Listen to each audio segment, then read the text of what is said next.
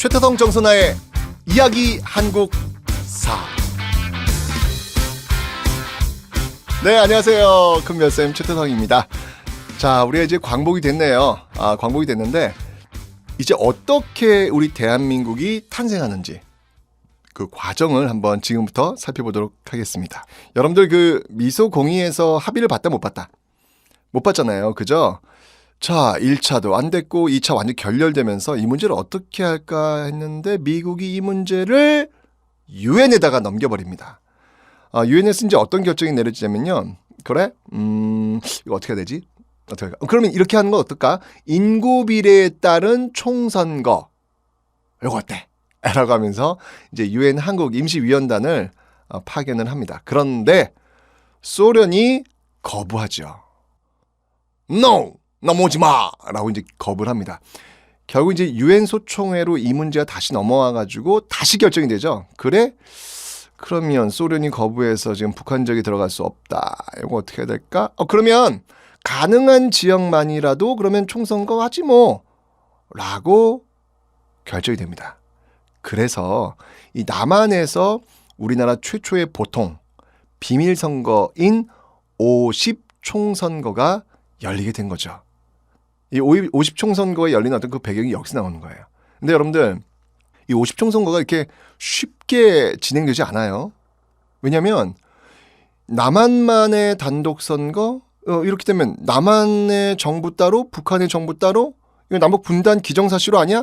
라고 하면서 여기도 반발하는 사람들이 굉장히 많았거든요. 그 대표적인 인물 중에 한 명이 바로 백범 김구였습니다. 이 김구가요. 3천만 동포에게 읍고함 이란 글을 통해 가지고 이 남한 단독 정부 수립에 참여하지 않겠다라고 선언을 합니다. 이거 뭐 사실 그 당시 그 우익 진영의 또 하나의 축이었지 않습니까? 이 김구가요. 근데 김구가 바로 이 남한 단독 정부 수립에 참여하지 않겠다고 선언했기 때문에 이건 굉장히 큰 파장을 일으킬 수밖에 없는 거예요. 뿐만 아니라 여러분들 그 제주 4.3 사건이라는 게 또 벌어지는데요. 자, 여기에서도 역시 마찬가지로 단독 정부 반대 이런 것들을 내놓게 되는 것이죠. 그리고 이제 김구 아까 그 3천만 동포에게 읍고함이란 그 글을 썼다 그랬잖아요. 그 김구하고 김규식과 함께 이 평양에서 김일성을 또 만나러 갑니다. 그래서 거기서 연석회의를 하는 것이죠. 이게 뭐냐면 바로 남북 협상이라는 거예요. 자, 보세요, 여러분들. 50총선이 열리기 전에 김구가 반대했죠. 제주 4.3 사건이 있었죠. 그리고 또 이 남북 그 협상도 있었죠. 그러니까 이렇게 굉장히 많은 반대와 어떤 그 비판 이런 것들이 있는 상황 속에서 50총선이 열리게 된 겁니다. 자, 어쨌건 그럼에도 불구하고 인스파이트 오브 50총선거는 열렸고요. 여기서 이제 뽑힌 국회의원들이 재헌헌법을 만들죠. 여러분들 재헌절은 몇 월 며칠? 몰라. 이게 쉬어야 한다니까요, 여러분들.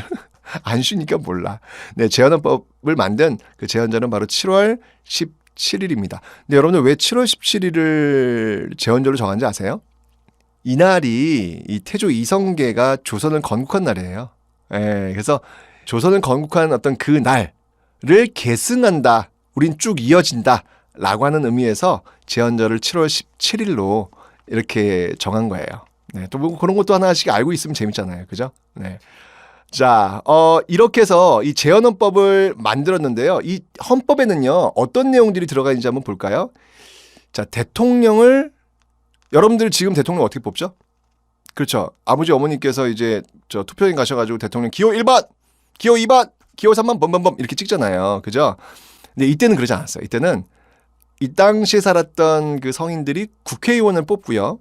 그 국회의원들이 국회에서 대통령을 뽑는 그런 형태였어요. 이걸 뭐라고 하냐면 간선제라고 그래요. 지금은 부모님들이 직접 선거장에 나가셔가지고 직접 기호 몇 번 찍잖아요. 이걸 직선제라고 하는데 이 당시엔 간접선거에서 이제 간선제, 국회에서 뽑으니까 간선제라고 이제 얘기를 하는 겁니다. 자, 재헌헌법의 핵심은 바로 이 국회에서 대통령을 뽑는 간선제라는 사실. 요거 잊지 마시고요. 이때 국회의원 임기는 지금 국회의원 임기 몇 년이죠, 여러분들? 4년이잖아요, 4년. 그죠? 근데 원래 우리나라 역사에서 국회의원 임기 4년 맞는데 첫 해, 그러니까 이 재헌헌법을 만든 의원들만 임기가 2년이에요. 예, 그 법으로 2년을 딱 이렇게 한다는 내용이 나오거든요. 그건 여러분 좀 기억 좀 해놓으세요. 바로 이 재헌헌법에 따라서 대통령을 선출했고 이제 국회에 선출했겠죠. 그리고 드디어 8월 15일에 대한민국 정부가 이제 수립이 되는 겁니다. 자, 어쨌건 이제 이런 과정을 통해서 이승만 정부가 출범을 했는데, 자, 그럼 이제 대한민국도 수립됐어요. 이승만 정부는 과연 이제 뭘 해야 될까요?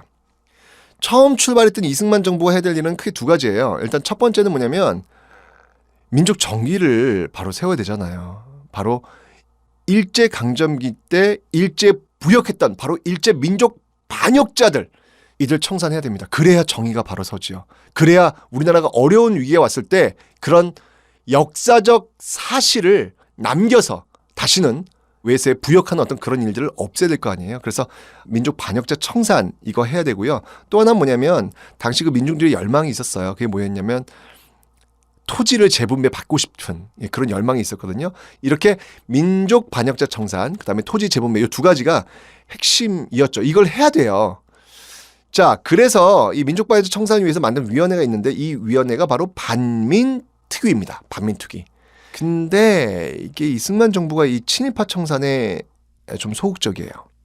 왜냐면 이제 당시 관료들이 이 정부를 끌고 나가야 되는데 자꾸 이제 친일파라고 하는 어떤 연결고리가 이제 연결되면 정부가 이제 움직이는 데 있어가지고 굉장히 어려움이 생길 수 있잖아요. 그죠? 이런 것들이 지금 이승만 정부는 굉장히 부담스러웠던 거예요. 그래서 굉장히 소극적인 그런 모습을 보여가지고 결국은 이 공소시효를 단축시키는 방법을 통해서 이 반민특위를 결국 무력화시킵니다. 결국 이제 민족 반역자 청산은 이루어지지 못하게 된 것이죠.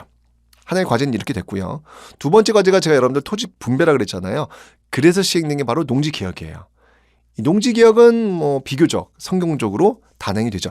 방법이 어떤 방법이었냐면 유상매수, 유상분배 방식으로 이루어지고 있습니다. 이래서 이제 토지 분배가 이루어지고 있는 모습들. 자, 어쨌건 간에 이렇게 대한민국은 출범을 했고 나름대로 어떤 토지개혁도 지금 이루어지고 있는 모습들 여러분들이 확인하셨습니다. 자, 우리 대한민국 무탈 없이 잘 갈까요? 가야 돼. 네, 지금까지 큰별쌤 최태성이었습니다.